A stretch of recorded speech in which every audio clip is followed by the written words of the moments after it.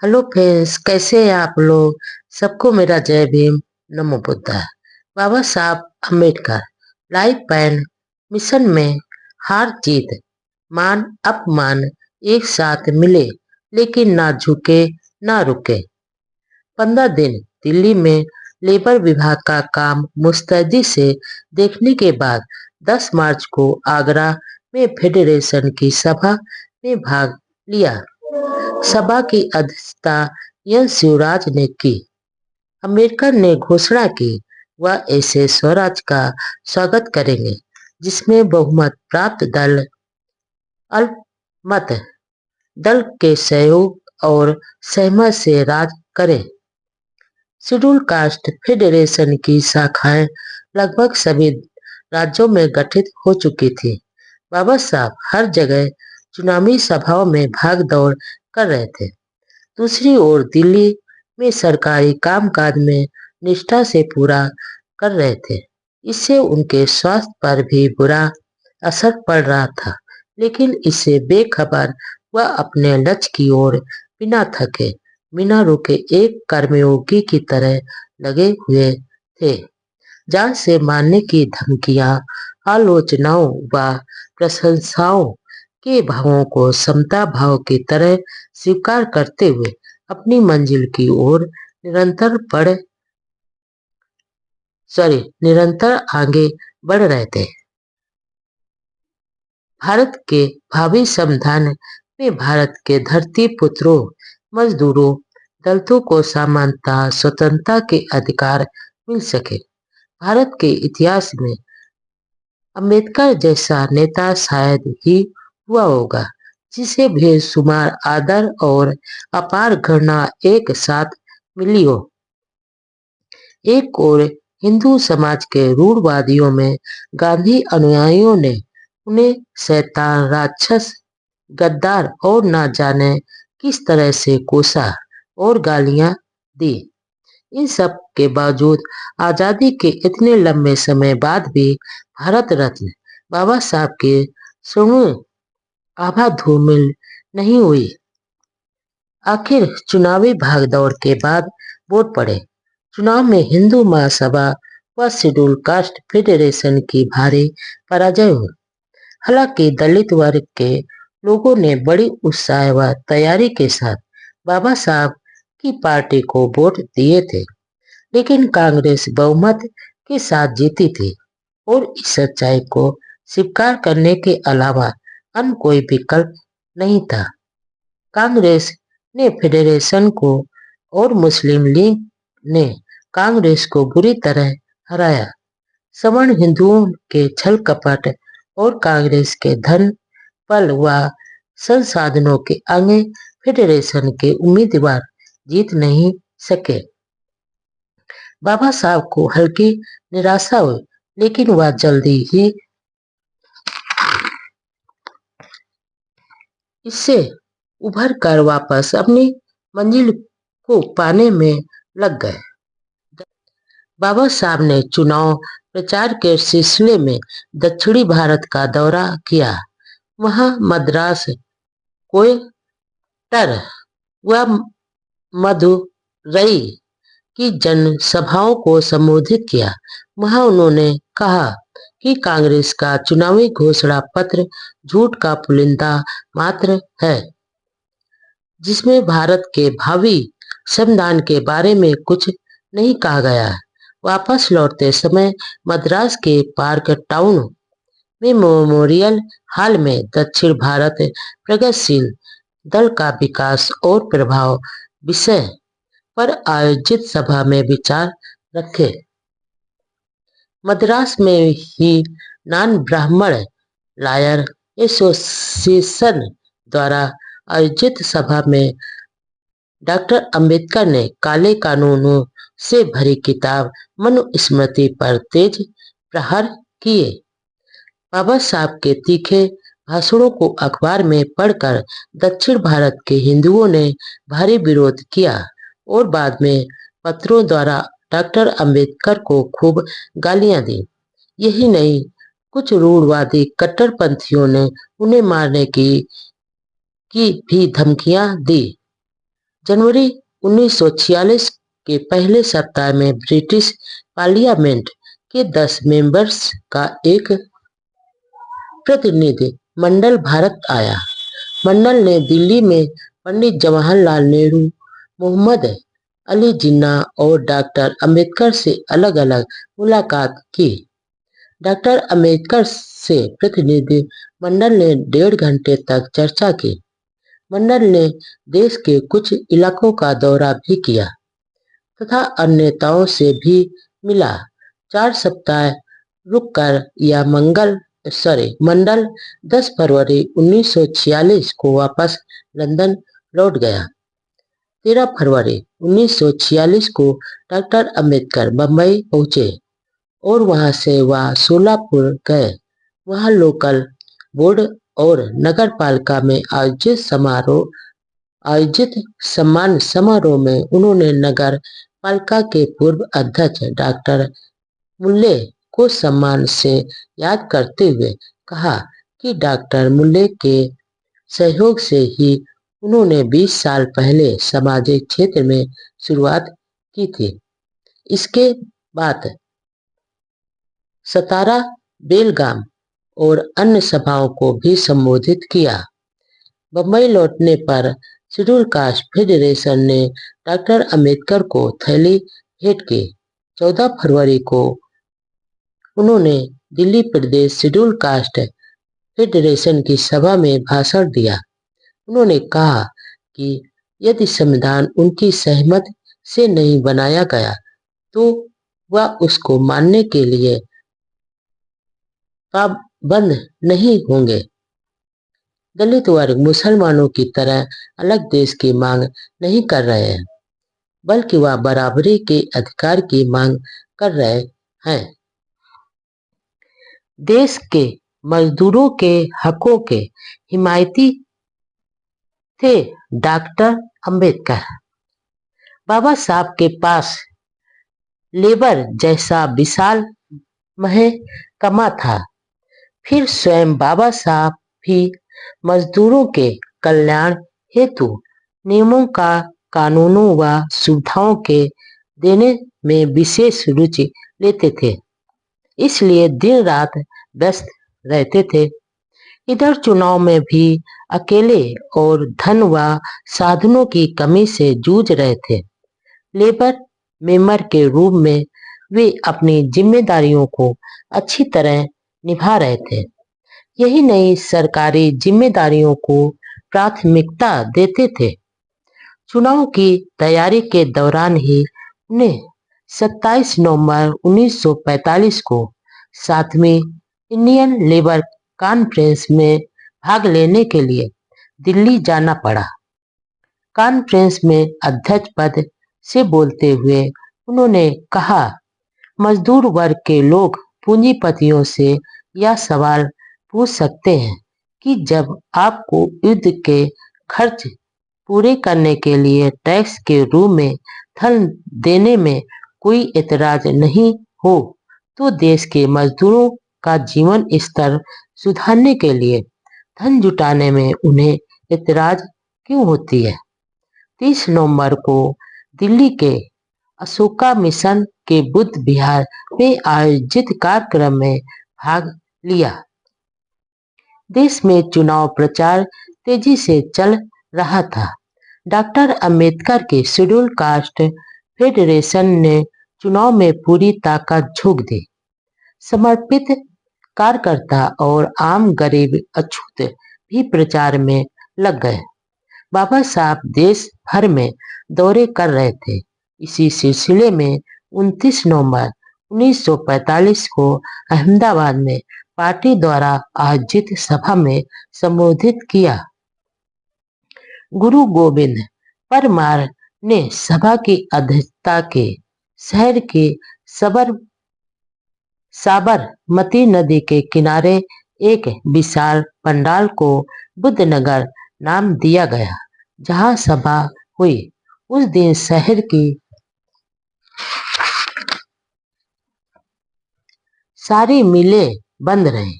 इसी दौरान communist party, Hindu Mahasabha तथा एम एन राय की रेडिकल डेमोक्रेटिक पार्टी के नेता डॉक्टर अंबेडकर से मिले। अगले दिन 30 नवंबर को अहमदाबाद नगर पालिका ने अंबेडकर को सम्मान अर्पित किया। वहां उन्होंने कहा कि यदि भारत की सरकार ने 1942 में विश्व युद्ध के समय कड़े उपाय नहीं किए होते तो जर्मन और जापानी सेनाओं द्वारा सारे देश को रौंद दिया जाता और भारत की बहुत बुरी दशा हो जाती। भाषण के अंत में कहा कि ब्रिटिश सरकार अब अधिक समय तक नहीं रह सकेगी। दिसंबर के पहले सप्ताह में बम्बई में रीजनल लेबर कमिश्नरों की कॉन्फ्रेंस हुई। इस अवसर पर उन्होंने कहा कि औद्योगिक शांति कायम रखने के लिए 3 चीजों की जरूरत होती है। पहली, मजदूरों व मिल मालिकों के बीच मित्रता स्थापित करने वाली मशीनरी की। दूसरी, ट्रेड डिस्प्यूट एक्ट में संशोधन करने की। और तीसरी, न्यूनतम मजदूरी के लिए प्रभावी कानून की। उन्होंने कहा कि पहली बात तो मौजूद है, दूसरी व तीसरी को पूरी करने के लिए कोशिश की जा रही है। औद्योगिक शांति के संबंध में उन्होंने कहा कि यह शक्ति के द्वारा स्थापित नहीं की जा सकती, कानून के द्वारा स्थापित की जा सकती है और सामाजिक न्याय ही इसका एकमात्र स्थायी आधार हो सकता है। 13 सितंबर 1945 के पहले सप्ताह में अंबेडकर ने शेड्यूल कास्ट फेडरेशन के मनमाड़ की चुनावी सभा में भाग लिया। वहां कहा कि अछूतों के अधिकारों के लिए समझौता करने के लिए पिछले कई वर्षों से मैं कोशिश कर रहा हूं, लेकिन सफलता नहीं मिली। अब चुनाव में जीतना हमारा लक्ष्य है।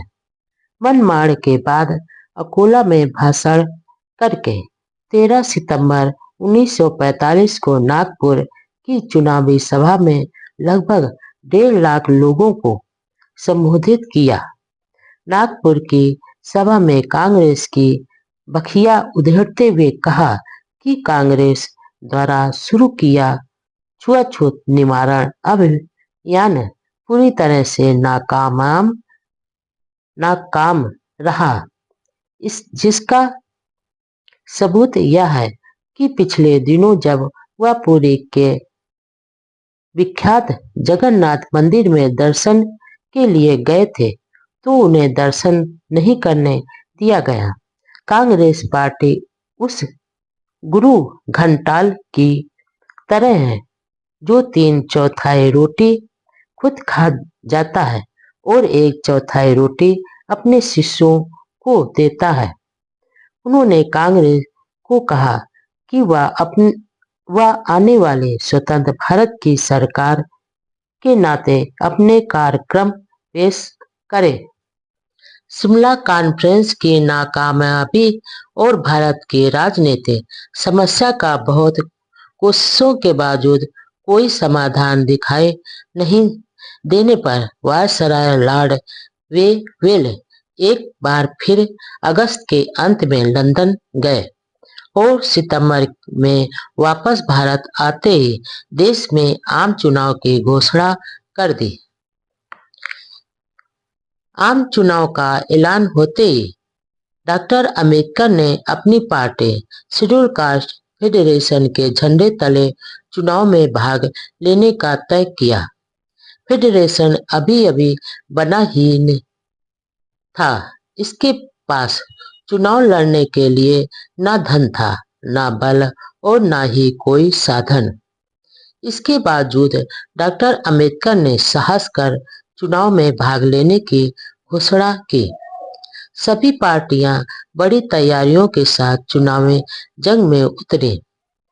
कांग्रेस ने भारत छोड़ो नारे द्वारा मुस्लिम लीग ने पाकिस्तान की मांग, हिंदू महासभा भारत की आजादी और अखंडता के नारे के साथ चुनावी मैदान में बिगुल बजाया। कांग्रेस व हिंदू महासभा के पीछे अपने अपने पूंजीपतियों व धन्ना सेठों का पूरा साथ था, इसलिए उन्हें धन और साधनों की कोई चिंता नहीं थी, जबकि बाबा साहब के साथ सिर्फ गरीब शोषित अछूतों का सहारा था, और वह भी पूरी नहीं, क्योंकि कई अछूत नेता भी गुमराह होकर या झूठे लालच में अम्बेडकर विरोधी पार्टियों में गुलामी कर रहे थे। 4 अक्टूबर 1945 को पुणे में पहली सभा के आयोजन के साथ ही डॉक्टर अम्बेडकर ने अपनी चुनावी रणभेरी का बिगुल बजाया। इस बार उनकी ताकत केवल अछूत दलित वर्ग ही था। पुणे की इस सभा में उन्होंने कहा कि कांग्रेस पूंजीपतियों का हाथ मजबूत करने वाली पार्टी है और समाज सुधार में उनकी कोई रुचि नहीं है।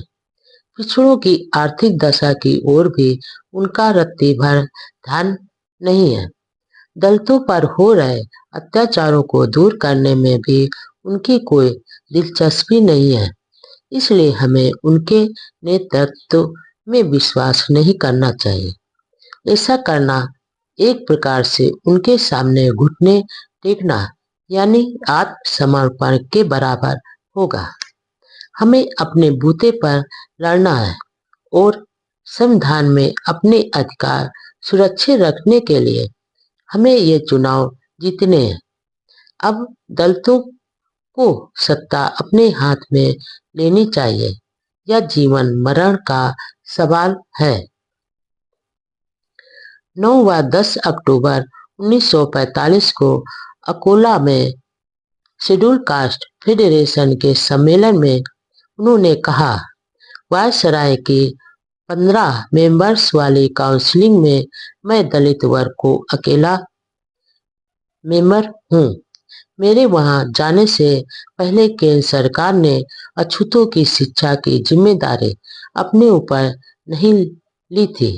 मुसलमानों की अलीगढ़ यूनिवर्सिटी को 20 लाख व बनारस हिंदू यूनिवर्सिटी को 19 लाख रुपयों की मदद करे। इसके अलावा हर साल उन्हें 3-3 लाख रुपयों का अनुदान दिया जा रहा है।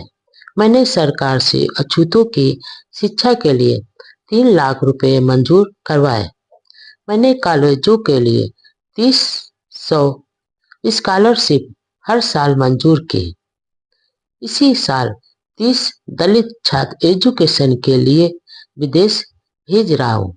मेरे जाने से पहले अछूतों की ओर कोई ध्यान नहीं देता था। नौकरियों में मुसलमानों के लिए 20% तथा ईसाइयों के लिए 8.5% स्थान सुरक्षित है, लेकिन हमारे लिए कुछ नहीं था। मैंने सरकार का ध्यान इस ओर दिलाया और अछूतों के लिए 8.5% सीटें मंजूर हुई। मेरे विभाग में अछूत वर्ग का एक चपरासी तक नहीं था। अब 2 सेक्रेटरी, 1 अपर सचिव, 3 कार्यपालन मंत्री अछूत वर्ग से भर्ती किए हैं। कोई कहता है कि मैं महारों का हित देखता हूँ। मैं महार जात में पैदा हुआ, भला इसमें मेरा क्या दोष? मेरे विभाग में अकेले शिमला में 28 बाबू मेहतर समाज से हैं। विदेश भेजे जाने वालों में मांग, मेहतर, चमार आदि जात के विद्यार्थी भी बहुत हैं। मैं यह अपना गुणगान नहीं कर रहा हूँ, बल्कि इसे बताने का उद्देश्य यह है कि शासन व सत्ता के बल पर व्यक्ति समाज के लिए काफी कर सकता है। 30 अक्टूबर 1945 को डॉक्टर अम्बेडकर ने पुणे के अम्बेडकर स्कूल ऑफ पॉलिटिक्स संस्था के उद्घाटन पर भाषण दिया। 8 नवंबर 1945 को अमेरिका ने कटक में उड़ीसा बहुपक्षीय दरियाई कॉन्फ्रेंस का उद्घाटन किया। इस कॉन्फ्रेंस के निर्णयों द्वारा दामोदर वैली प्रोजेक्ट को जन्म दिया। उन दिनों उड़ीसा व आसपास का इलाका बाढ़ की चपेट में रहता था। वह इससे बाढ़ के विनाश से बच पाया। इसी महीने भारत विभाजन पर चर्चित पुस्तक के बाद बाबा साहब की एक अन्य पुस्तक प्रकाशित हुई। टाइटल था कांग्रेस और गांधी ने अछूतों के लिए क्या किया। What Congress and Gandhi have done to the untouchables। महत्वपूर्ण आंकड़ों, तर्कों व तथ्यों से परिपूर्ण तथा आक्रामक व प्रभावशाली भाषा के कारण यह पुस्तक शुरू से ही चर्चा में रही।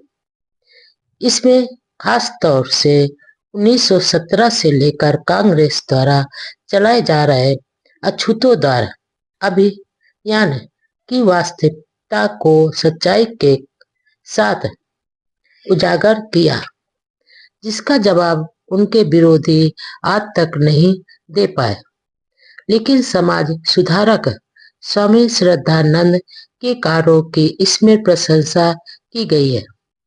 पुस्तक 1915 से बाबा साहब के नेतृत्व में अछूतों के हकों के लिए चलाए संघर्ष की दास्तान कही जाती है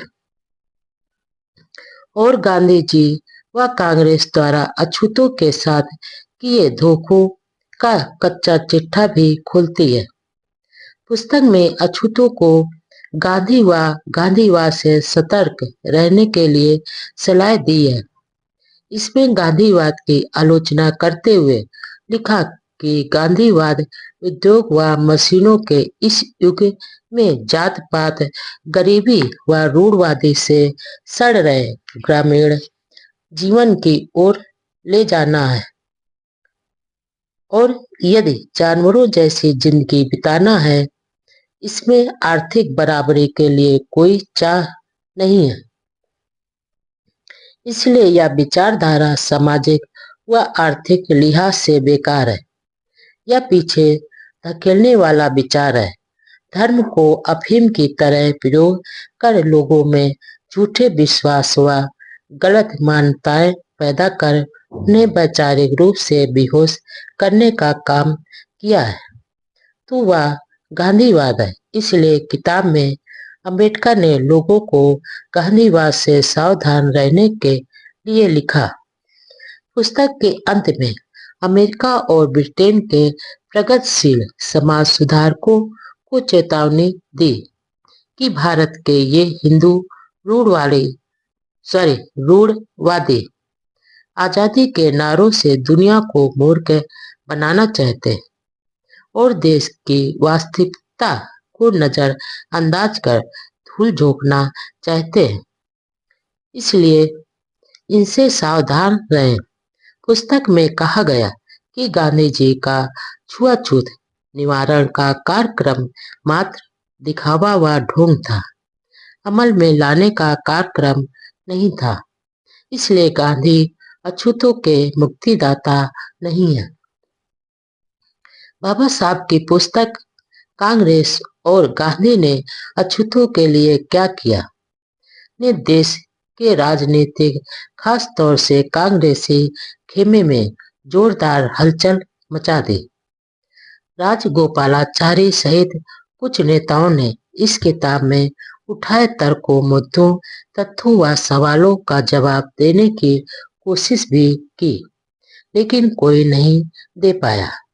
राजगोपालाचारी व के सथा नमन ने इस किताब की आलोचना में एक छोटी पुस्तक लिखी, लेकिन वह कहीं नहीं टिक पाई। 8 मई 1945 को बंबई में all India schedule caste federation का तीसरा सम्मेलन संपन्न हुआ, जिसमें पूरे भारत से लगभग 1.25 लाख प्रतिनिधि शामिल हुए। समता सैनिक दल ने पूरी व्यवस्था देखी। बाबा साहब ने कहा कि हमारा समाज बहुत भोला है। हमें किसी की दया पर नहीं बल्कि अपनी हिम्मत, बुद्धि व कार्य क्षमता के बल पर समाज व देश के लिए काम करना है। वायसराय लॉर्ड वेवन 9 सप्ताह तक लंदन में रहे और जून के पहले सप्ताह में भारत आए और वे वेल योजना को सामने लाए। वायसराय ने कांग्रेस के नेताओं को जेल से छोड़ने के आदेश दिए और जून 1945 के आखिरी सप्ताह में शिमला में एक कॉन्फ्रेंस बुलाई। इसमें कांग्रेस की ओर से मौलाना आजाद, मुस्लिम लीग के जिन्ना, अछूत वर्ग के एन शिवराज और सिख प्रतिनिधियों और सभी प्रांतीय राज्यों के पूर्व मुख्यमंत्री मौजूद थे। हिंदू महासभा को शामिल नहीं किया गया था। अम्बेडकर वायसराय के काउंसिल के मेंबर थे, इसलिए भाग नहीं ले सकते थे, लेकिन दलितों की समस्याओं का दस्तावेज उन्होंने ही तैयार किया था। इसमें मांग की गई थी कि यदि कार्यकारिणी समिति में मुसलमानों की संख्या के आधार पर 5 प्रतिनिधि लिए जाए तो दलितों के 3 तो लिए ही जाने चाहिए। जिन्ना की मांग थी कि 5 मुस्लिम प्रतिनिधि मुस्लिम लीग से ही लिए जाए, जबकि कांग्रेस की मांग थी कि 5 में से 1 प्रतिनिधि कांग्रेस पार्टी से लिया जाए। जिन्ना अपनी जीत पर अड़े रहे और इस तरह शिमला कॉन्फ्रेंस का मसौदा मिट्टी में मिल गया। शिमला कॉन्फ्रेंस के बाद ब्रिटेन में जुलाई 1945 में आम चुनाव हुए, जिसमें सत्तारूढ़ पार्टी की भारी पराजय हुई और लेबर पार्टी की सरकार बनी। उसी समय वर्ल्ड वॉर में जापान ने अपनी हार मान ली। बाबा साहब ने मजदूरों की हितैषी पार्टी की सरकार बनने पर खुशी जताई और वहां के वोटर्स को बधाई दी। दिल्ली से आकर कुछ दिनों के लिए अम्बेडकर बंबई में रहे।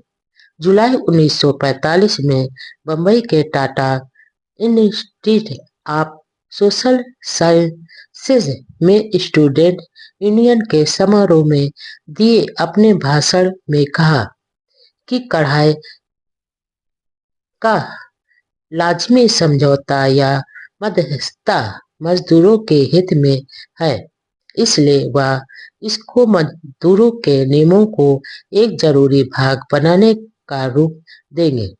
इसके साथ देश में टेक्निकल एजुकेशन के रूप में सरकार द्वारा शुरू किए गए प्रोग्राम जारी रहेंगे। अम्बेडकर की अध्यक्षता में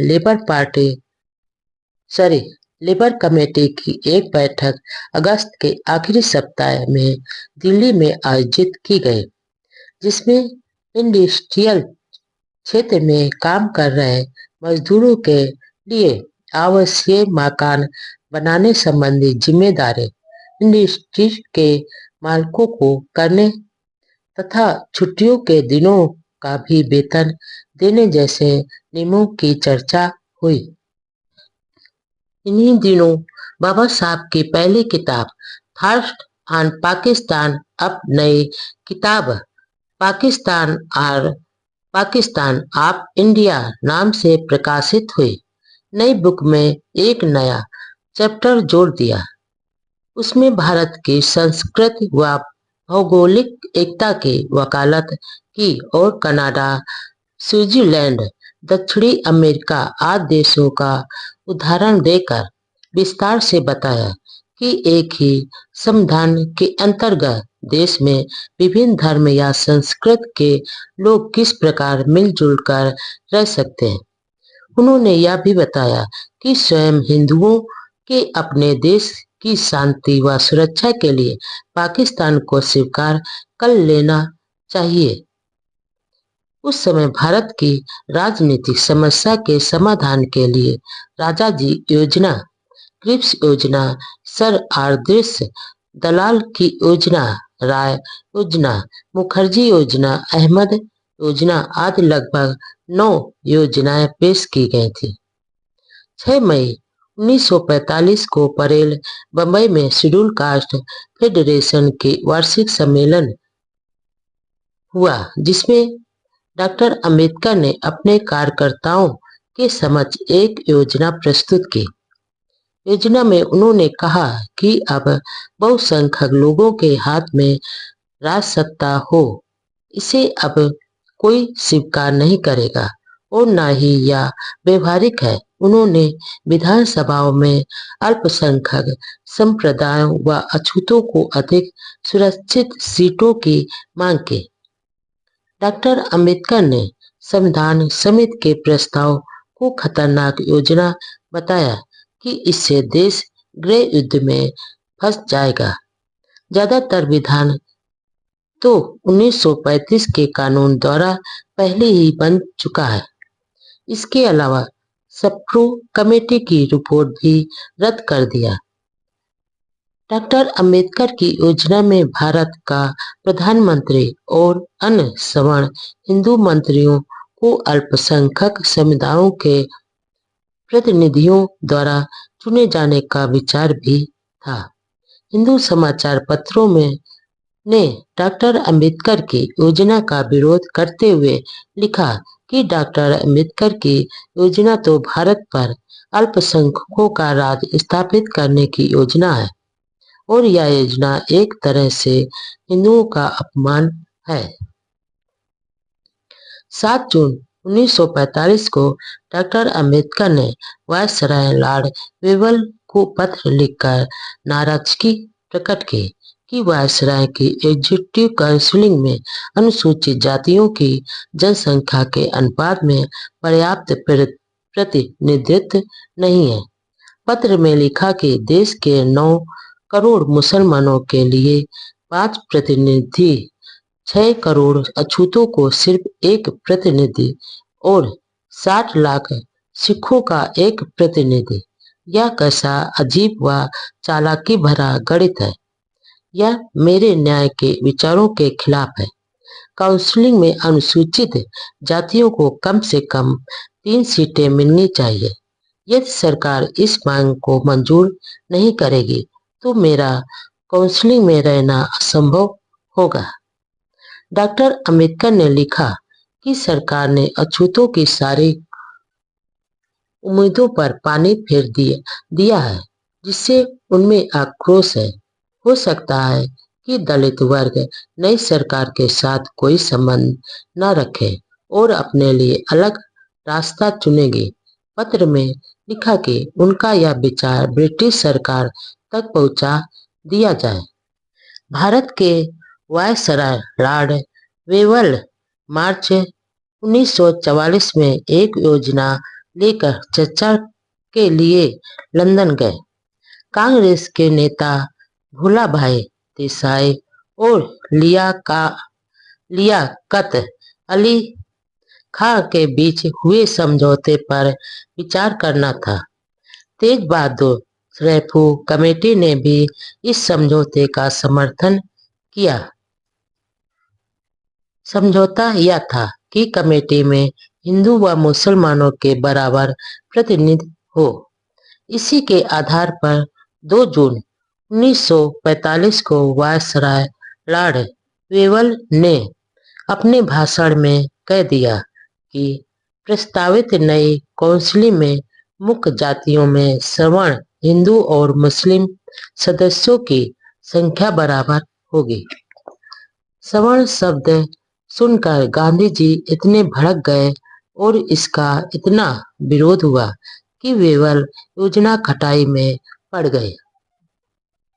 दरअसल भारतीय राजनीति में क्रिप्स योजना और राजाजी की योजना के बाद हिंदू मुस्लिम समान प्रतिनिधि की बातें शुरू हो गई। सैफू कमेटी ने केंद्रीय असेंबली में 160 स्थानों में से 51 सवर्ण हिंदुओं को और 51 मुसलमानों को दिए।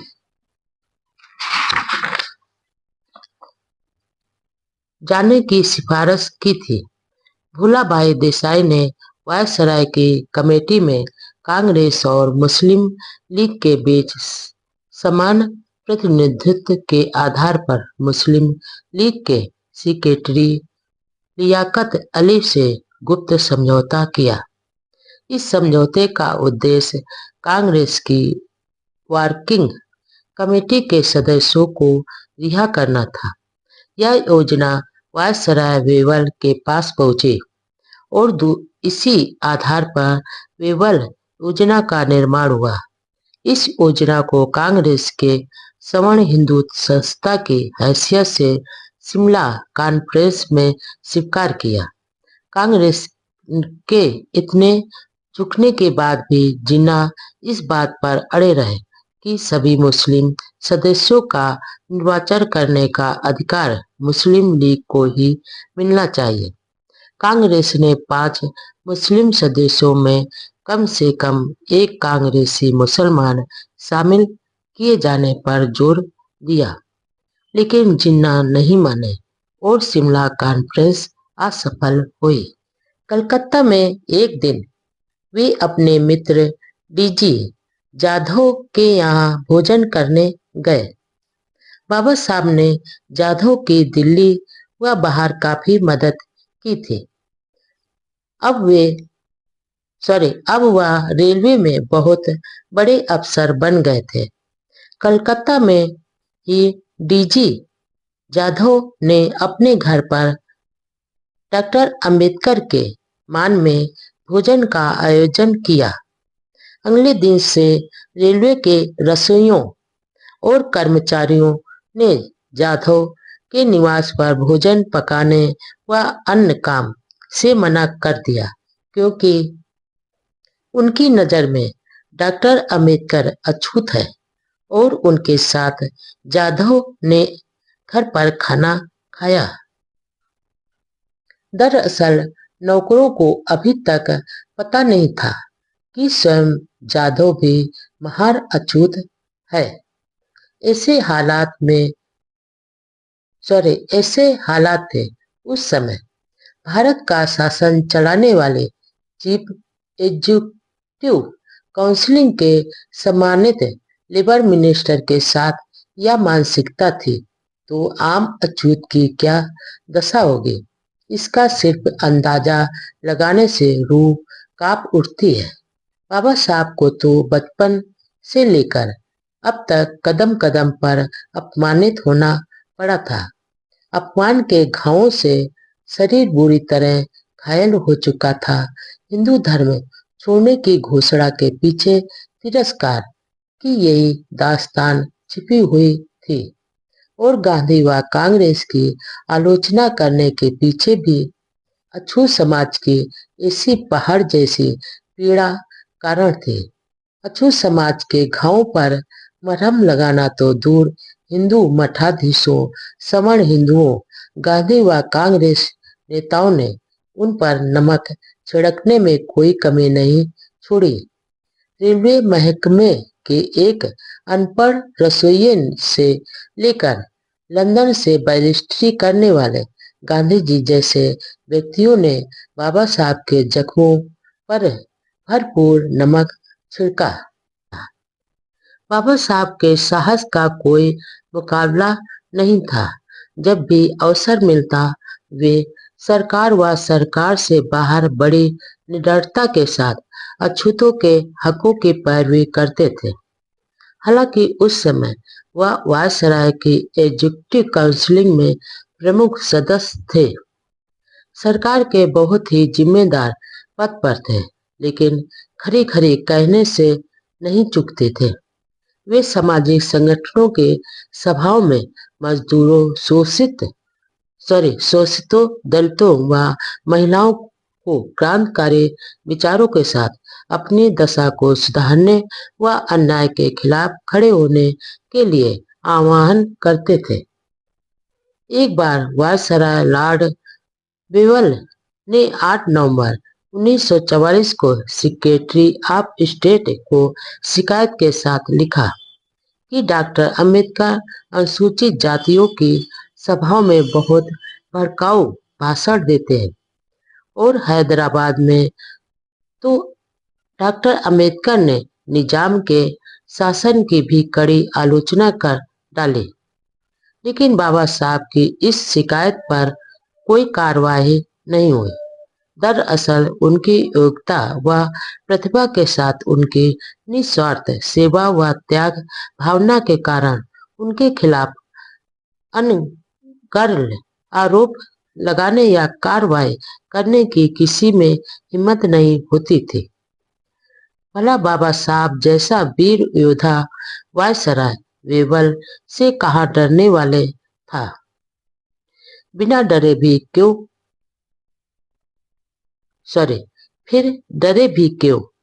उनके सामने तो खुद की बजाय करोड़ों गरीबों को मानवीय हक दिलाने का निस्वार्थ ध्येय था। 2 जनवरी 1945 को कलकत्ता में अखिल भारतीय अछूत विद्यार्थी सम्मेलन रखा गया। वहां बाबा साहब ने कहा, विद्यार्थियों को पढ़ाई के दौरान राजनीति में शामिल नहीं होना चाहिए तथा अपनी शिक्षा व आचरण ऊंचा रखना चाहिए। इस दौरान डॉक्टर अंबेडकर कलकत्ता में पीपल्स हेराल्ड साप्ताहिक पत्र का विमोचन किया। अपने भाषण में उन्होंने कहा कि गांधी जी की मृत्यु के बाद कांग्रेस 2 टुकड़ों में बंट जाएगी। उन्होंने शेड्यूल कास्ट फेडरेशन के महत्व के बारे में बताते हुए कहा कि राजनीतिक और नैतिक दृष्टि से वह पार्टी लंबे समय तक असरदार रहेगी, क्योंकि किसी भी नेता को देश में कोई शुभ कार्य करना है तो वह दलितों का उद्धार है और पार्टी इस पर पूरा ध्यान दे रही है। मार्च 1945 को वायसराय के एग्जीक्यूटिव काउंसिल में यह महत्वपूर्ण सुझाव दिया कि देश में हवाई सेवाओं एयर रिलायंस पर पूंजीपतियों की बजाय सरकार के पास कब्जा होना चाहिए। सर स्टेफर्ड क्रिप्स की भारत यात्रा और अंबेडकर। सर स्टेफर्ड क्रिप्स की भारत यात्रा के दौरान डॉक्टर अंबेडकर ने अछूतों की समस्या का पक्ष उनके समक्ष बहुत मजबूती से रखा और क्रिप्स के वापस ब्रिटेन जाने के बाद अंबेडकर ने ब्रिटिश सरकार और भारत सरकार को यह फिर से अच्छी तरह समझाया कि भारत में अछूत वर्ग देश का एक बड़ा व महत्वपूर्ण भाग है और उनकी सामाजिक, आर्थिक व राजनीतिक समानता की मांग को गंभीरता से सुना जाना जरूरी है। वायसराय को भी अंबेडकर अपने पक्ष में झुकाने में काफी सफल हुए थे। उस समय टाइम्स ऑफ इंडिया में छपे एक महत्वपूर्ण लेख में लिखा कि अछूतों के प्रति प्रेम दिखाने वाले गांधी जी व कांग्रेस के होने वाले बड़े खर्चीले समारोह में दिखावा ज्यादा है। उनके अनुयायियों में भी दलितों के प्रति आस्था की बजाय ढोंग व दिखावा ज्यादा है और यदि समय रहते मंदिर प्रवेश, कुओं से पानी भरना, शमशान भूमि का होना आदि कार्य छुआछूत निवारण अभियान में ईमानदारी से अमल में नहीं लाए तो देश के हित में यह बहुत बुरा होगा। 27 अक्टूबर 1944 मजदूर वर्ग का एक त्रिपक्षीय सम्मेलन हुआ। अपने अध्यक्षीय भाषण में डॉक्टर अंबेडकर ने कहा कि उन्होंने मजदूरों की भलाई के लिए सरकार में कई सुझाव व योजनाएं पेश की हैं, जिनमें लेबर कॉन्फ्रेंस, स्टैंडिंग कमेटी व मजदूर कल्याण कमेटियां स्थापित करना और मजदूरों की समस्याओं को योजनाबद्ध तरीके से पेश करने के लिए अलग से सचिवालय खोलने आदि भी शामिल थे। 29 नवंबर 1944 में बाबा साहब पुणे में राजभोग के मेहमान बने, जहां उनके सम्मान में एक समारोह आयोजित आयोजित किया गया। उन्होंने वहां अपने भाषण में कहा कि पुराने समय में लिखा गया हर धार्मिक ग्रंथ राजनीतिक ग्रंथ भी होता था। गीता वेदों को समर्थन देने वाले और ब्राह्मण धर्म को ऊंचा बताने के उद्देश्य से लिखा गया राजनीतिक ग्रंथ है। गीता को 4 बार लिखा गया। शुरू में गीता धर्म और दर्शन का ग्रंथ नहीं था, जिसमें केवल 60 श्लोक थे या यादवों की सौर गाथा थी। जब कृष्ण को ईश्वर का अवतार मान लिया तो भक्ति मार्ग का अवलोकन किया। बुद्ध व गैर ब्राह्मणों ने वेदों को प्रामाणिक ग्रंथ नहीं माना। गीता की रचना 4 वर्णों को स्थापित कर अछूतों को नीच व गुलाम बनाए रखने के लिए रची गई। इस भाषण के अखबार में छपने पर हिंदू भड़क गए, क्योंकि अंबेडकर के भाषण को तोड़ मरोड़ कर छापा गया था। आलोचनाओं की झड़ी सी लग गई, लेकिन हमेशा बौद्धिक स्तर पर कलम से वार करने में माहिर बाबा साहब ने सभी को मुंह तोड़ जवाब दिया। इसी दौरान सर तेज बहादुर सप्रू भारत की राजनीतिक समस्या को सुलझाने के लिए एक कमेटी बनाना चाहते थे, जिसके बाबा साहब से 2 अछूत सदस्यों के नाम मांगे गए। लेकिन बाबा साहब कमेटी में शामिल नहीं हुए, क्योंकि कमेटी के कुछ सदस्यों पर उनका भरोसा नहीं था। 24 सितंबर 1944 को मद्रास नेशनल सोसाइटी द्वारा प्रभात टाकीज में आयोजित एक सभा में डॉक्टर अंबेडकर ने कहा कि प्राचीन भारत में जैसा समृद्ध, सुखी व गतिशील जीवन था, वैसा दुनिया के किसी भी राष्ट्र में नहीं था। आज देश में जो राजनीतिक आंदोलन देख रहे हैं, वह तो हमारे इस देश में प्राचीन काल में हुई सामाजिक, धार्मिक व राजनीतिक क्रांतियों के मुकाबले में कुछ नहीं है। भारत भूमि क्रांति की भूमि रही है। यहाँ जैसी क्रांतियां हुई हैं, उसके सामने तो फ्रांस की क्रांति तो बहुत बौनी लगती है।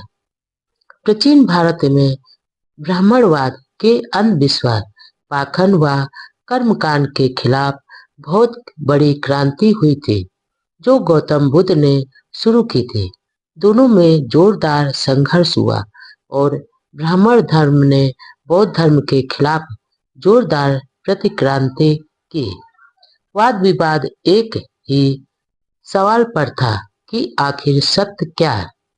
बुद्ध ने कहा कि सत्य वह है जिसको 10 इंद्रियों से देख, समझ व अनुभव द्वारा प्रमाणित किया जा सके, जबकि ब्राह्मण कहते थे कि सत्य वह जो वेद बताते हैं।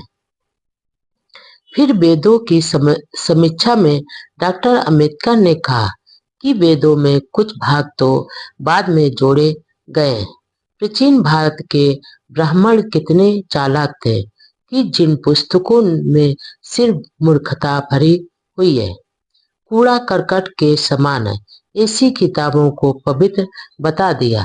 यही नहीं, प्रामाणिक व वास्तविक होने पर भी जोर देते रहे। बुद्ध की क्रांति ने समता, स्वतंत्रता व बंधुत्व का साम्राज्य भारत व इसके बाहर भी स्थापित किया। लेकिन यह इस देश का दुर्भाग्य था कि इसके बाद ब्राह्मणवाद द्वारा प्रतिक्रांति हुई और यह देश फिर से धार्मिक गुलामी की बेड़ियों में जकड़ दिया गया और आज भी हम उनकी शिकंजे में जकड़े हुए हैं। यदि हमने इससे छुटकारा पाने के लिए जल्दी ही कुछ नहीं किया तो देश विनाश के कगार पर पहुंच जाएगा। बाबा साहब ने आगे कहा कि वेदों में मूर्खता के सिवा कुछ नहीं है और गीता शरारतपूर्ण पुस्तक है। अर्थ वेद में जादू टोनों के सिवा कुछ नहीं है। मद्रास यात्रा के दौरान ही वहां के पार्क टाउन के मेमोरियल हॉल में शेड्यूल कास्ट फेडरेशन और दक्षिण हिंदुस्तान बुद्धिस्ट एसोसिएशन ने डॉक्टर अंबेडकर को सम्मान पत्र अर्पित किए। इसी दौरान जस्टिस पार्टी के द्रविड़ नेता रामास्वामी नायकर पेरियार के साथ विभिन्न समस्याओं के बारे में विस्तृत चर्चा हुई। मद्रास दौरे के बाद बाबा साहब एलोर गए, जहां उन्हें district schedule caste federation, Christian federation, West Godavari जिला बोर्ड और एलोर नगर पालिका द्वारा सम्मान पत्र दिए गए।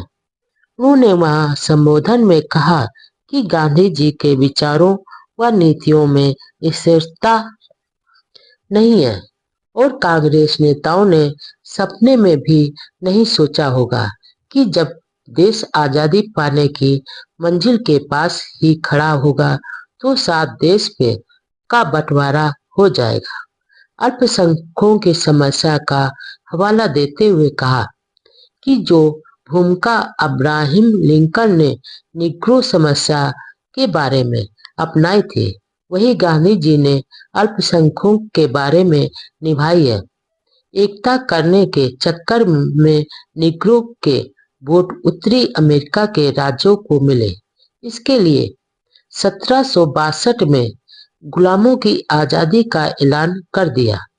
इसके अलावा गांधी जी को आजादी तो चाहिए लेकिन उन्हें साथ में वर्ण व्यवस्था भी चाहिए। डॉक्टर अंबेडकर ने आगे कहा कि यदि सभी पार्टियों की सहमति से संविधान बन भी गया तो ब्रिटिश प्रधानमंत्री के समक्ष गांधी अपने आप को भारत का एकमात्र प्रतिनिधि होने का दावा करेंगे। मद्रास प्रवास के दौरान हिपी बालासुब्रमण्यम मुथालियर द्वारा होटल कोडेभारा में बाबा साहब में सम्मान में एक भोज का आयोजन किया गया। अगस्त 1944 में बाबा साहब कलकत्ता में आयोजित दलित वर्ग के विभिन्न संगठनों के समारोह में शामिल होने के लिए गए। जगह जगह सभाओं में उनका स्वागत व भाषण हुए। वहां उन्होंने कहा, नए संविधान के अनुसार भारत को डोमिनियन स्वराज मिलेगा, विश्व युद्ध खत्म होगा, जीत अब समीप ही है, इसलिए अब एकता व संगठन की जरूरत है। उन्होंने बताया कि वायसराय ने गांधी जी को साफ कह दिया है कि सत्ता के हस्तांतरण के पहले भारत में हिंदू, मुसलमानों व अछूतों तीनों में समझौता होना जरूरी है। कलकत्ता यात्रा के बाद वह हैदराबाद गए। वहां 20 सितंबर 1944 में शेड्यूल कास्ट फेडरेशन की एक सभा में उन्होंने अपने ओजस्वी भाषण में इस बात पर फिर से जोर दिया कि अछूत हिंदुओं से अलग अंग है। उन्होंने घोषणा की, अछूतों को भारत की आजादी के प्रति प्रेम दूसरों से किसी तरह कम नहीं है। आजादी हमें भी प्यारी है, लेकिन हम देश की आजादी के साथ दलित वर्गों की आजादी चाहते हैं। हैदराबाद के बाद डॉक्टर अंबेडकर मद्रास गए, जहां Tamil Nadu first classes Christian association ने एक निवेदन पत्र पेश किया। पत्र में लिखा कि अछूतों ने ईसाई धर्म तो स्वीकार कर लिया, लेकिन यहाँ उनकी धार्मिक व सामाजिक हालात हिंदू अछूतों की ही तरह दयनीय हैं। हिंदू उनके साथ पहले की ही तरह छुआछूत करते हैं। उच्च जात के ईसाई दलित ईसाइयों के साथ दुर्व्यवहार व भेदभाव करते हैं। डॉक्टर अंबेडकर ने उन्हें भरोसा दिलाया कि समानता के संघर्ष में हम साथ हैं और एक दिन गुलामी की बेड़ियों को तोड़कर रहेंगे। 22 सितंबर 1944 को मद्रास नगर परिषद द्वारा रिपन बिल्डिंग में डॉक्टर अंबेडकर के सम्मान में एक समारोह आयोजित किया गया। इसमें नगर परिषद के कांग्रेसी सदस्यों के भाग नहीं लिया। अपने संबोधन में डॉक्टर अंबेडकर ने कहा कि हम स्वराज, राष्ट्रीय सरकार या आजादी के खिलाफ नहीं हैं, लेकिन स्वतंत्रता तथा वर्तमान शासन में कोई अंतर दिखाई नहीं देता। यदि स्वतंत्रता के बाद शासन ऐसे लोगों के हाथों में चला जाए जिनका स्वार्थ केवल खुद की शिक्षा और समृद्धि तक ही सीमित हो और अन्य वर्ग को स्वराज के लाभों से वंचित रखे। उसी दिन शाम मद्रास में ही आंध्रा चैम्बर ऑफ कॉमर्स संस्था ने डॉक्टर अंबेडकर के सम्मान में कहा कि डॉक्टर अंबेडकर ने मजदूरों के लिए सरकार के रवैये को एक नई दिशा दी, जिसके द्वारा मजदूर, मालिक और सरकार तीनों में एक दूसरे के प्रति समझ बढ़ी और एक नया समझौता स्थापित होने की कोशिश की गई। इस कार्यक्रम के तुरंत बाद ही कुमार रजा सर मुथैया चेट्टियार ने अपने बंगले चेट्टियार हाउस में डॉक्टर अंबेडकर के स्वागत में चाय पान का समारोह आयोजित किया। अगले दिन शाम को मद्रास सदर्न मराठा रेलवे के गैर दलित व दलित वर्ग के रेल कर्मचारियों ने लेबर मिनिस्टर डॉक्टर अंबेडकर को सम्मान पत्र अर्पित किया। समारोह में दलित व गैर दलित मजदूर कर्मचारियों को बाबा साहब बहुत प्रसन्न हुए। उन्होंने कहा कि यह देखकर मुझे खुशी हो रही है, इसलिए सभी लोग मिलकर गरीबी को मिटाने के लिए संगठित होकर संघर्ष करें। गांधी जी व जिन्ना की बार बार मुलाकात से गांधी जी का मुस्लिम लीग की ओर बढ़ती मित्रता को देखकर डॉक्टर अंबेडकर ने लगा कि गांधी जी शायद अछूतों के साथ भी कोई समझौता करने के लिए तैयार हो जाएंगे।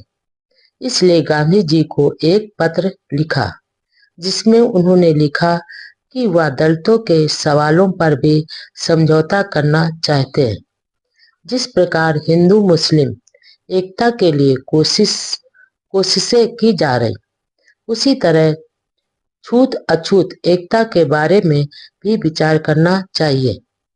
हिंदू मुस्लिम समस्या का समाधान निकाल दिया है, तो समान हिंदू व अछूतों के मुद्दों का भी समाधान निकाला जाना चाहिए। डॉक्टर अंबेडकर ने यह भी लिखा कि यदि गांधी जी जरूरी समझे तो वह समझौते की जरूरी शर्तें भी तैयार करने को सहमत हैं। 6 अगस्त 1944 को गांधी जी ने पत्र द्वारा जवाब दिया कि उनके लिए अछूतों का मुद्दा एक धार्मिक और सामाजिक सुधार का प्रश्न है, लेकिन इस प्रश्न पर हम दोनों में मौलिक मतभेद है। दरअसल गांधी डॉक्टर अंबेडकर में मतभेद वर्ण व्यवस्था को लेकर था। डॉक्टर अंबेडकर वर्ण व्यवस्था के घोर विरोधी थे, जबकि गांधी कट्टर समर्थक थे। गांधी चाहते थे कि अछूत हिंदू धर्म में जिस पायदान पर है वहां ही रहे, हालांकि उनके साथ अच्छा व्यवहार किया जाए। लेकिन डॉक्टर अंबेडकर तो अछूतों के लिए समता, स्वतंत्रता व बंधुत्व की व्यवस्था चाहते थे। इसलिए इस अर्थों में डॉक्टर अंबेडकर को हिंदू धर्म का विरोधी कहना सरासर गलत है। उन्होंने वर्ण व्यवस्था व जाति भेद के खिलाफ तो आवाज बुलंद की थी। वह तर्क संगत और खुद हिंदू समाज के सुधार के लिए जरूरी थी, लेकिन वर्णाश्रम धर्म को मानने वाले गांधी जी ने डॉक्टर अंबेडकर को हिंदू धर्म का विरोधी ही मान लिया। क्रिप्स योजना में अछूतों की राजनैतिक मांग को कोई महत्व नहीं दिया गया था, इसलिए गांधी जी ने भी समझौते के लिए उत्सुक डॉक्टर अंबेडकर को कोई महत्व नहीं दिया और उनकी अपेक्षा की। कहावत है कि बलवान के आगे झुकना और सीधे साधे पर अकड़ना। गांधी जी यही व्यवहार डॉक्टर अंबेडकर के साथ कर रहे थे।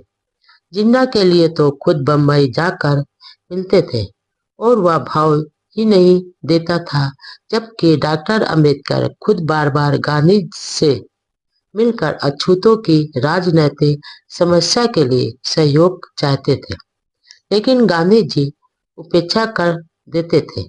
उन्होंने मुसलमानों की मांग को तो समर्थन दे दिया, लेकिन स्वयं के धर्म के ही अछूतों के सवालों को कानूनी संरक्षण आरक्षण देने की मांग न मानकर उसे धार्मिक व सामाजिक सुधार का अंग मान कर टाल देते थे।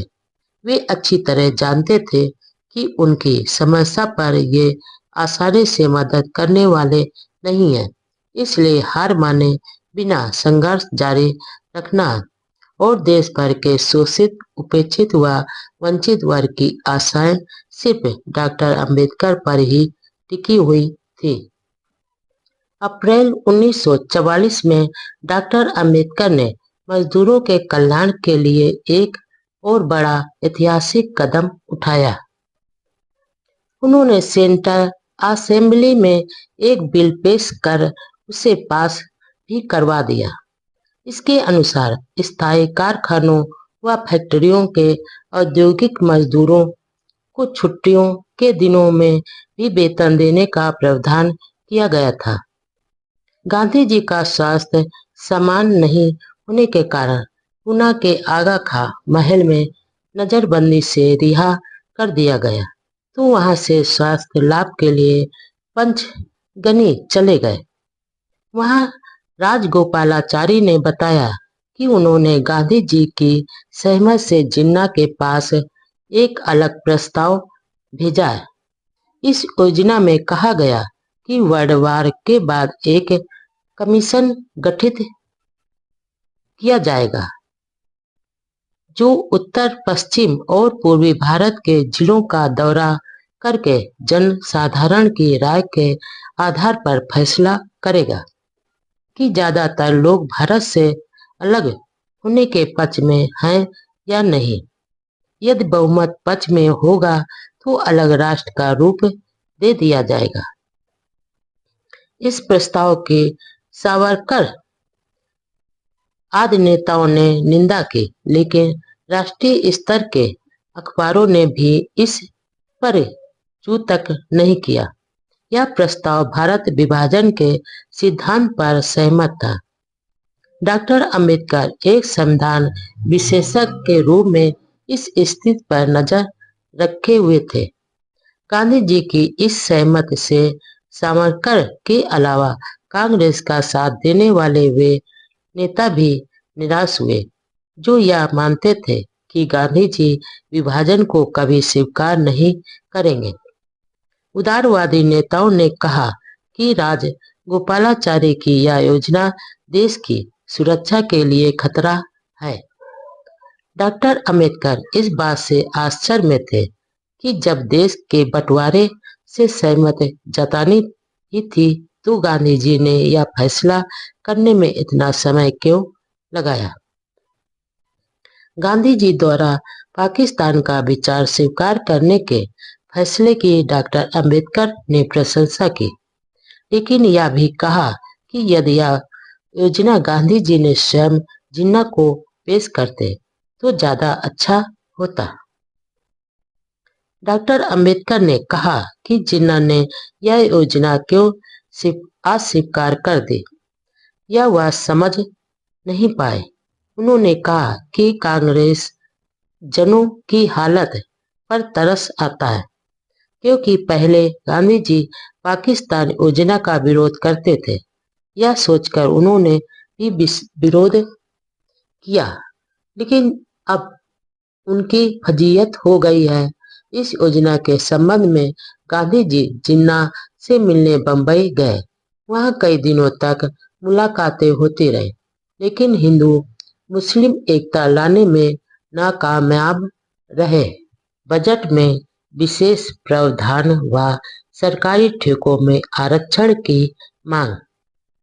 अपने लंबे पत्र में बाबा साहब ने दलित विद्यार्थियों को साइंस, लॉ, टेक्निकल व अन्य तरह की हायर स्टडी के लिए विदेशी यूनिवर्सिटीज में स्कॉलरशिप देकर भेजे तथा हर बजट में इसके लिए विशेष प्रावधान से रखा जाए।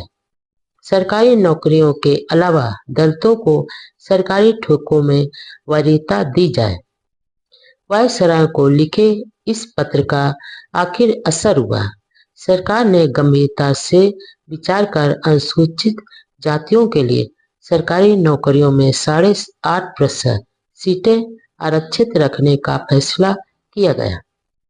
इसी कड़ी में लंदन में दलित विद्यार्थियों को तकनीकी शिक्षा हासिल करने के लिए सीटें सुरक्षित रखी गई। इसके अलावा सेंट्रल असेंबली और राज्यसभा परिषद में अनुसूचित जातियों को एक और सीट दी गई। दलितों को सरकारी नौकरियों में प्रवेश की कोशिशों पर कई सवर्ण हिंदुओं की आंखों में बहुत खटकता था। एक बार दिल्ली में एक मद्रासी ऑफिसर जो दिल्ली में कार्यरत था, उसने बाबा साहब से कहा कि आपकी राजनीति सरकारी नौकरियों में दलितों के घुसाने का प्रयास ही है।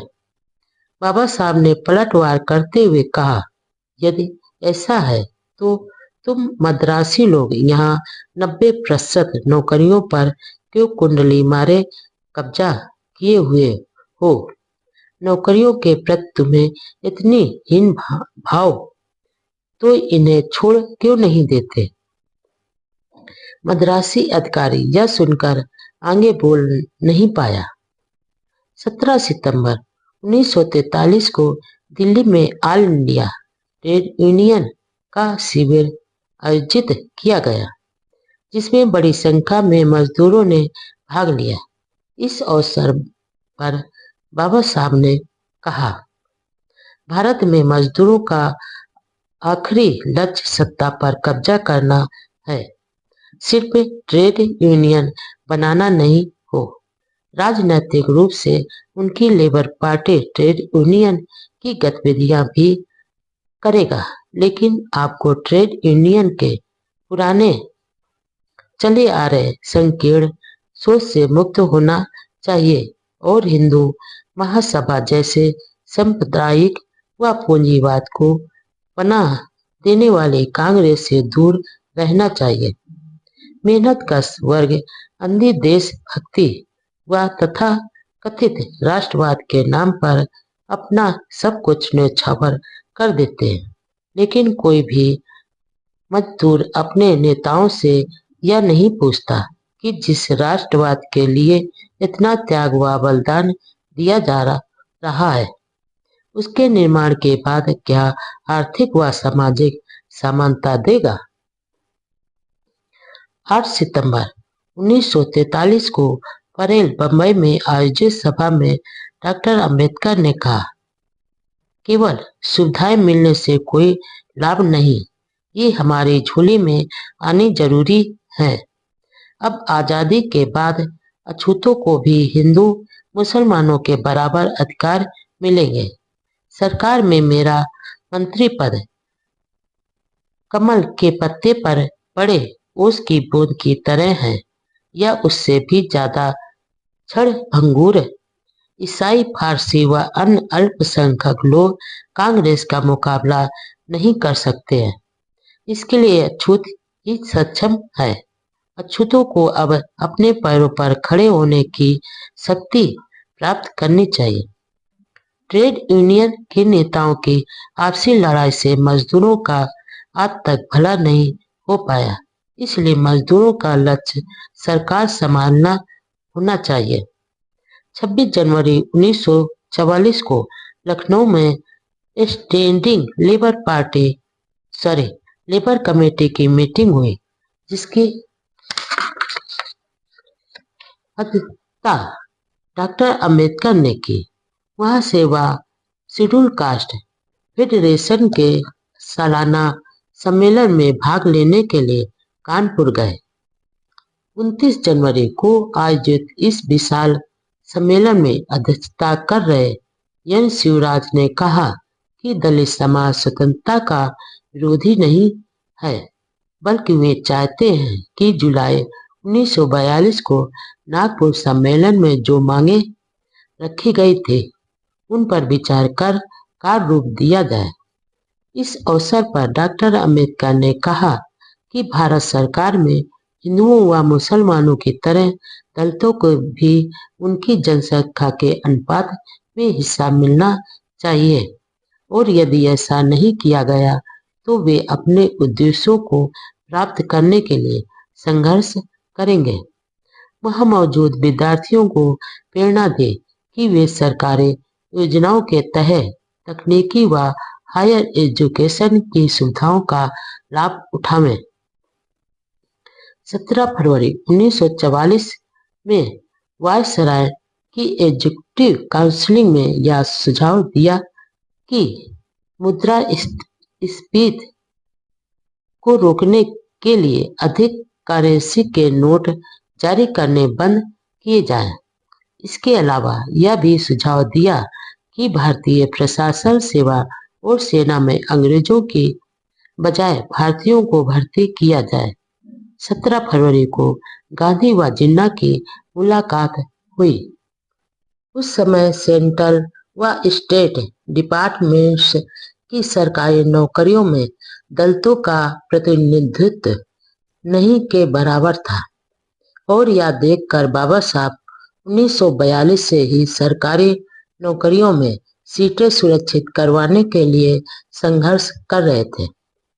इसी सिलसिले में 29 अक्टूबर 1942 को उन्होंने वायसराय को एक गोपनीय स्मरण पत्र पेश किया, जिसमें उन्होंने पूरी जानकारियों के साथ बताया कि किस तरह अछूतों को सरकारी नौकरियों से एक साजिश के तहत वंचित रखा जाता है, और कैसे सवर्ण जातियों के लोग सरकारी नौकरियों पर कुंडली मारे बैठे हुए हैं। 10 पेज के इस पत्र में बाबा साहब ने सरकार से राजनीतिक, शैक्षणिक व अन्य समान क्षेत्र में अनुसूचित जातियों को पर्याप्त प्रतिनिधित्व देने का अनुरोध किया। राजनीतिक क्षेत्र में सेंट्रल असेंबली, केंद्रीय राज प्रबंध, public service commission, federal public service commission तथा शैक्षणिक क्षेत्र में यूनिवर्सिटी व टेक्निकल एजुकेशन में और इसके अलावा सरकारी ठेकों में आरक्षण द्वारा दलितों का प्रतिनिधित्व देने की मांग की। पत्र में डॉक्टर अंबेडकर ने आंकड़े पेश करते और 39 मनोनीत सदस्य 141 में से दलितों के सिर्फ 2 सदस्य हैं। 1941 की जनगणना के अनुसार देश में दलितों की संख्या 6 करोड़ है, लेकिन इनका सरकार व प्रशासन, ठेका व अन्य क्षेत्र में प्रतिनिधित्व नगण्य है। उन्होंने लिखा कि देश भर का पूरा प्रशासन दलितों का विरोधी है। सरकारी अधिकारी को जो विशेषाधिकार दिए गए वह हमेशा इन अधिकारों को दलित जातियों के हितों के खिलाफ और उन्हें नीचा दिखाने के लिए प्रयोग करते हैं। अनुसूचित जातियों के भलाई व विकास तभी संभव है जब सरकारी नौकरियों में उनकी भर्ती की जाए। इस तरह वे देश के विकास की योजनाओं को लागू करने में भागीदारी भी निभाएंगे। जब सेंट्रल असेंबली में दलितों को सरकारी नौकरियों में प्रवेश की बात चली तो मुसलमान, यहूदी, एंग्लो इंडियन, सिखों और ईसाइयों ने समर्थन किया। सिर्फ हिंदुओं ने ही इसका विरोध किया। भारत सरकार के प्रतिनिधित्व ने भी इसका विरोध किया। इसके अलावा दलितों की भर्ती के समय उम्र व फीस में छूट भी दी जाए।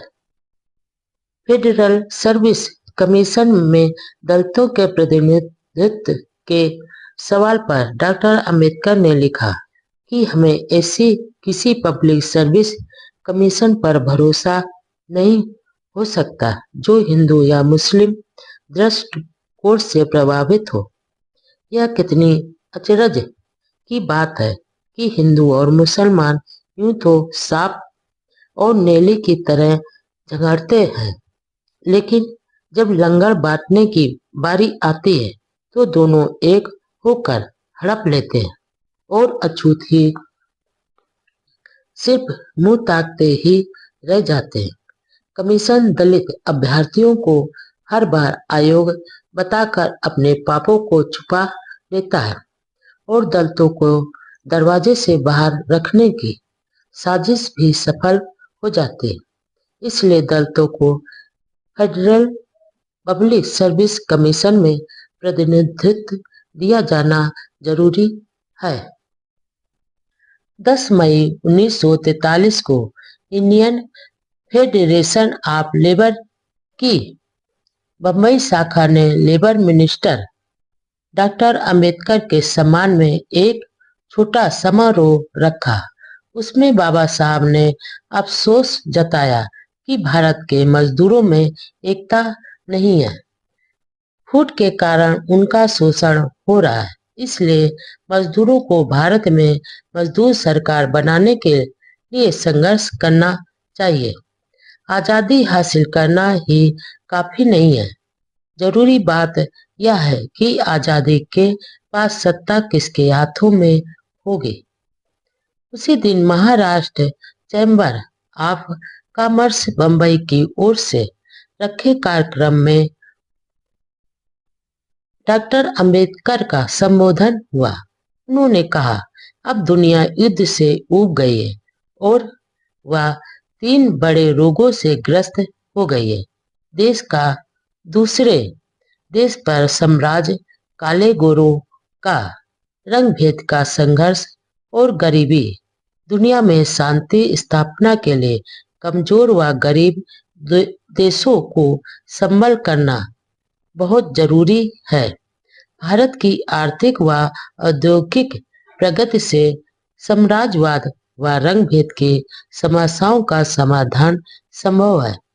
गरीबी की समस्या का जिक्र करते हुए डॉक्टर अंबेडकर ने कहा, मानव संस्कृति का विनाश करने के लिए एक राष्ट्र दूसरे राष्ट्र के खिलाफ पानी की तरह पैसा खर्च कर रहा है।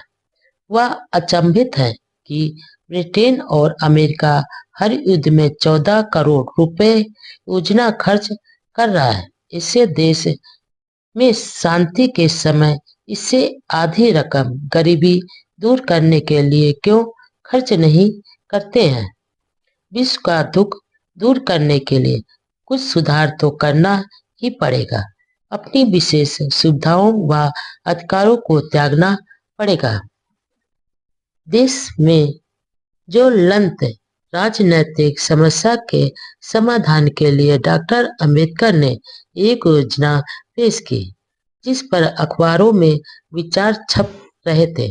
इस योजना में उन्होंने कहा कि ब्रिटेन की संसद एक कानून मंजूर करके प्रांतों की सरहद तय करने वाली कमेटी नियुक्त करे और लोकमत कराया जाए।